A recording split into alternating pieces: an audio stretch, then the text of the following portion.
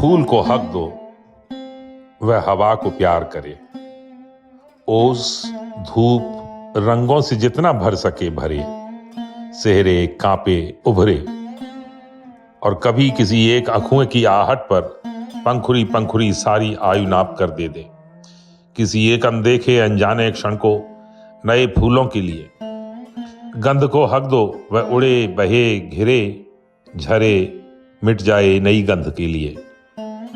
बादल को हक दो, वह हर नन्हे पौधे को छाह दे दुलारे। फिर रेशे रेशे में हल्की सुरधन की पत्तियां लगा दे।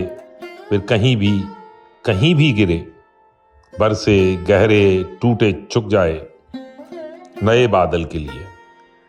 डगर को हक दो, वह कहीं भी किसी वन पर्वत खेत गली गांव चौटे जाकर सौंप दे थकन अपनी बाहें अपनी नई डगर के लिए। लहर को हक दो, वह कभी संग पुरवा के कभी साथ पछुआ के इस तट पर भी आए उस तट पर भी जाए और किसी रेती पर सिर रख सो जाए नई लहर के लिए। व्यथा को हक दो, वह भी अपने दो नन्हे कटे हुए डैनों पर आने वाले पावन भोर की किरण पहली झेल कर बिखर जाए झर जाए नई व्यथा के लिए।